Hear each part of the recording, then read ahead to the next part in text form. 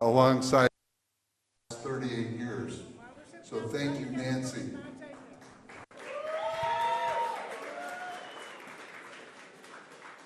Next, I want to thank the Erie County Democratic Committee for your help and hospitality. Give yourselves a hand. Thank you. I wish all the other county chairs and all the committee people from across the district, all of the 6 other counties, were here so that I could thank them personally for all that they've done. They worked really hard to get out the vote. And while committee members from across the district worked diligently to get out the vote, many regular voters did too. They did it out of concern for our democracy and the love of our country. They also felt obligated to do what they could do to protect our democracy by working within it to build it up rather than tear it down.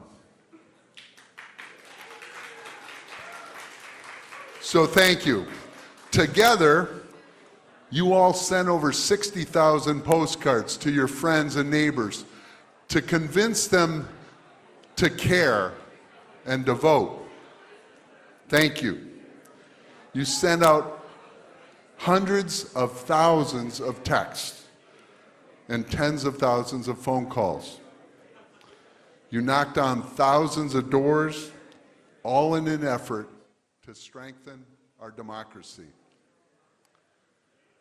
Thank you to all of you who contributed to my campaign and canvassed door to door with your neighbors, and every one of you who participated in this grassroots campaign effort.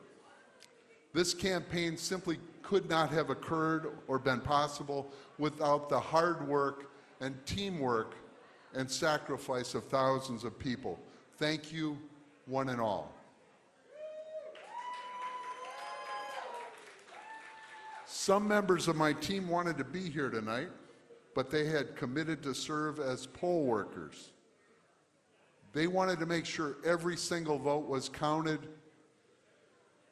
and we all owe a debt of gratitude to all poll workers who make fair and open elections possible. So thank you to them. Last but not least, I want to thank all the voters who trusted me with their vote. While I regret not being able to serve you in Congress, I can assure you the effort to run was worth it. It's always important that we provide voters a choice, even when the odds are against us, because we're Democrats and we care about each other. The election results show many voters want their representative to be bipartisan and oriented toward public service rather than one committed to party and divisive partisanship and self-interest. Unfortunately, there were not enough of us. These elections results today will have consequences. My hope is that voters will not give up on the election process or our democracy, but will rather recommit themselves to responsible government motivated by public service rather than party, money, power, and ego. In the future, I hope we will be led by our better angels and principles so that our country will truly become one nation, indivisible, with the fulfilled promise of liberty and justice for all.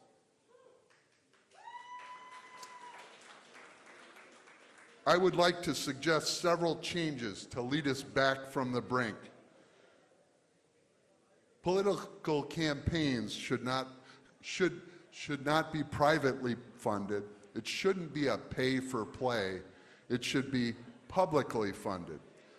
Candidates should not be able to spend their own money to fund their campaigns. They should have to account for every penny of their publicly funded campaigns, and when it's gone, it's gone. PACs and super PACs should be outlawed, or at the very least, their contributors should be unmasked, their business interests identified, and contributions limited, just as they are in campaigns. Political campaigns should be truncated and limited to 6 or 8 weeks. Congress and the U.S. Senate should have strict term limits, 5 or 6 2-year terms for Congress and 2 6-year terms for the Senate. Throughout this campaign, I've been blessed to be supported by dedicated Americans who care deeply about our country, who are willing to work to protect, strengthen, and uphold it for the public good. I have met some amazing people during this campaign. Many of them are here tonight. Many of them I will treasure as friends for life. In closing, I want to extend my best wishes to the people of New York's 23rd District, to their new congressman, and to his family. During this campaign, Langworthy has commented that I do not reflect conservative values. That's an interesting comment because my core values are the same values as the U.S. Air Force. Integrity first, service before self, and excellence in all that we do. If those are not conservative values, perhaps they should be. I truly hope Langworthy will reflect on those values, make them his own during this, his first venture into public service. Thank you all. Thank all of you who have helped make our democracy stronger. Let's have a cheer for all the people who worked this election because it matters to them and to their families and to this country and to our democracy. Thank you and good night.